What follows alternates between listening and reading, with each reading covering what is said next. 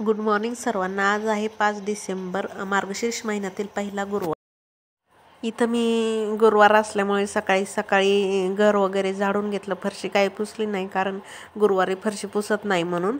उंबऱ्याला हळदीचं लेपन काढलं, स्वस्तिक वगैरे काढलं, छोटीशी रांगोळी इथं पूजेची तयारी करण्यासाठी सर्व साहित्य एकत्र घेऊन ठेवलेलं होतं. विडा, मुखवटा, महालक्ष्मी देवीचा फोटो, नारळ, हळदी कुंकू, दिवा, उदबत्ती, धूप, एक फरशी म्हणजे तिथली जागा पुसून घेतलेली, पाट ठेवलेला, रांगोळी काढली, त्याच्यावर एक स्वच्छ. आता इथे एक कलश घेतलेला, कलशामध्ये हळदी कुंकू टाकायचं आहे, त्याच्यानंतर अक्षता टाकायच्या आहेत, एक फूल टाकायचं आहे, 1 रुपयाचं नाणं आणि एक सुपारी असते, ती सुपारी टाकायची. बघा, सुपारी टाकली. इथं तांदळाची रास टाकली, त्याच्यावर हळदी कुंकू टाकायचं आहे आणि हळदी कुंकू टाकल्यानंतर त्याच्यावरती कलश. तरी महालक्ष्मींचा फोटो ठेवलाय आणि त्यांना तिथे एक विडा ठेवलाय. स्टार्टिंगला गणपती बाप्पाची नेहमी पूजा करायची असते, त्यामुळे मी फोटो ठेवल्यानंतर लगेच गणपती बाप्पाची पानावर ठेवून पूजा केलेली आहे. हळदी कुंकू ठेवून अक्षता ठेवलेल्या आहेत, विड्याची पानं ठेवलेली आहेत. नंतर तिथं शेजारी महालक्ष्मी देवींची एक मूर्ती ठेवणार आहे, त्यांना पण विडा ठेवलाय, पानं ठेवलेत आणि हळदी कुंकू लावून पूजा. इथे तुम्ही पाहू शकता, मी कलश ठेवून घेतलाय तांदळाच्या राशीवर. ते स्वस्तिक काढायचं राहिलेलं म्हणून मी परत कलश खाली घेऊन स्वस्तिक काढलं. साईडला 2 लाईन काढल्या आणि त्याच्यावर पानं ठेवते. 5 पानं ठेवायचे किंवा 5 प्रकारच्या झाडांच्या फळांच्या फांद्या इथे ठेवू शकता, पण इथं नाही. नंतर दिव्याची पूजा केली. दिव्याला पण हळदी कुंकू लावलेलं आहे, नंतर फूल ठेवलेलं आहे. तर आपल्याला दिव्याची सुद्धा पूजा करून घ्यायची.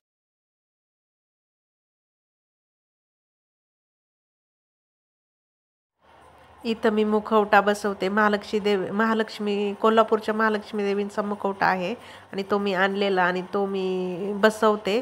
आणि हे वस्त्र पण, साडी पण मी आजच आणलेली, तर ते पण मी बसवते. नंतर दागिने आहेत ते घालते. हा गळ्यातला हार आहे आणि त्याच्यानंतर एक मंगळसूत्र घालते. तर हे दागिने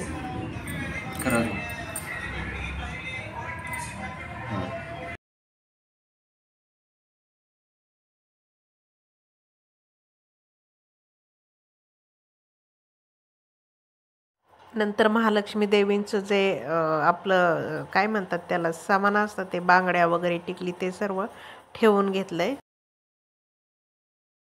आता इथं मी हळदी कुंकू वगैरे लावून घेतलेत आणि पलीकडे श्रीयंत्र ठेवलेलं आहे, पाणी ठेवलंय.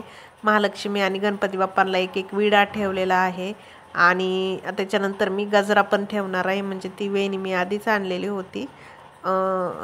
तर ही वेणी ठेवते. त्याच्यानंतर लाल कलरची ओढणी टाकायची आहे. त्याच्यानंतर मी ओढणी टाकून घेते. हे पाहू शकता, इथं वेणी घालते. त्याच्यानंतर पाठीमागच ओढणी ठेवलेली आणि हे विडा वगैरे परत व्यवस्थित करून घेते.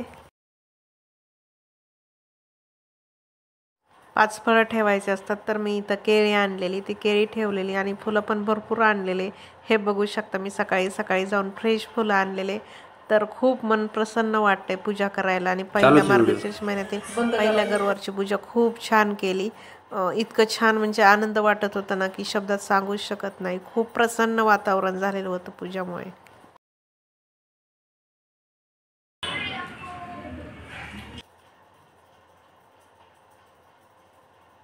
इथं मी गूळ खोबऱ्याचा नैवेद्य दाखवत आहे आणि साखर टाकून घेतलेले दूध, ते सुद्धा देवीला नैवेद्य ठेवत आहे. आता सगळी पूजा झालेली आहे.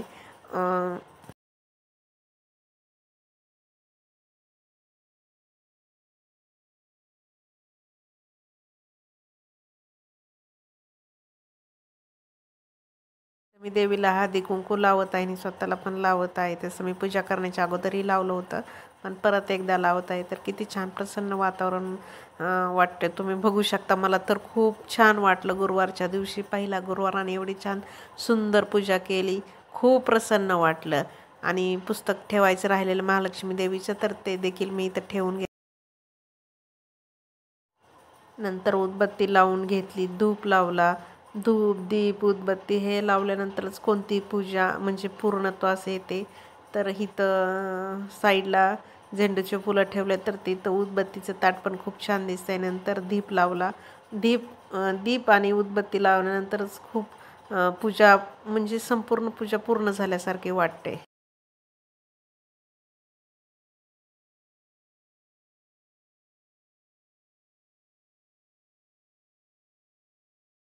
आता इथं पाहू शकता संपूर्ण पूजेचा लूक किती छान वाटत आहे, प्रसन्न वाटत आहे.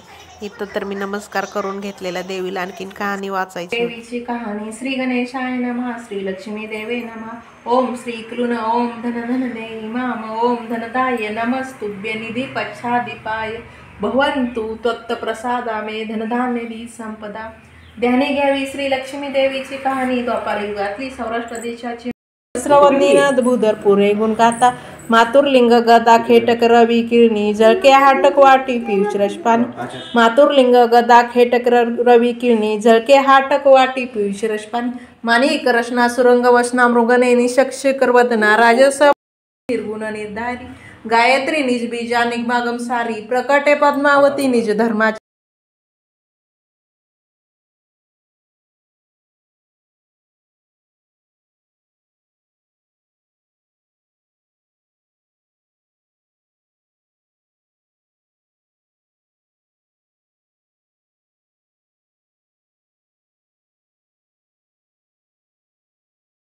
आता सर्व पूजा झालेली, पूजा मांडून झाली, कहाणी वाचून झाली, आरती पण म्हणून झाली आणि दूध साखरेचा नैवेद्य पण दाखवलेला. धूप दीप उदबत्ती खूप छान प्रसन्न वातावरण वाटत होतं. तर सगळे छान प्रकारे अशी पूजा पार पडली. नंतर बाकीचं काम आवरायचं होतं, अजून स्वयंपाक बाकी होता.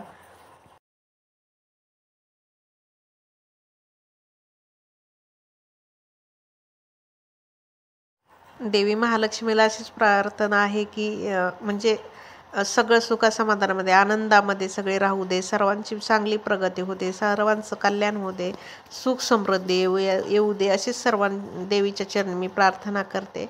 आणि अशा प्रकारे देवीची पूजा पूर्ण झालेली आहे.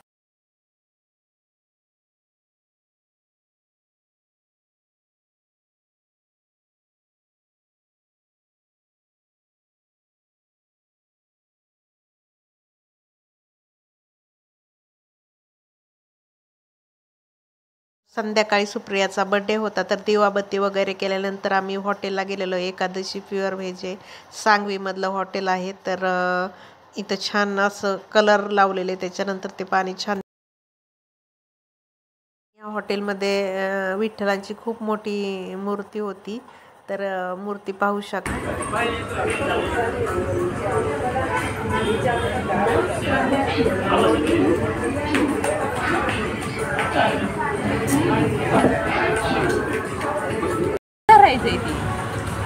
तिथं वायर आहे.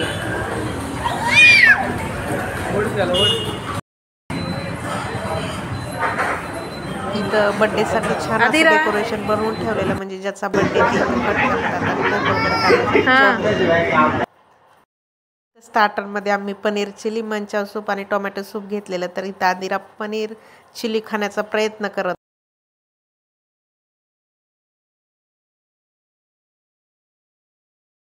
नंतर आम्ही मेन कोर्समध्ये काजू पनीर मसाला आणि बटर रोटी असं घेतलं होतं.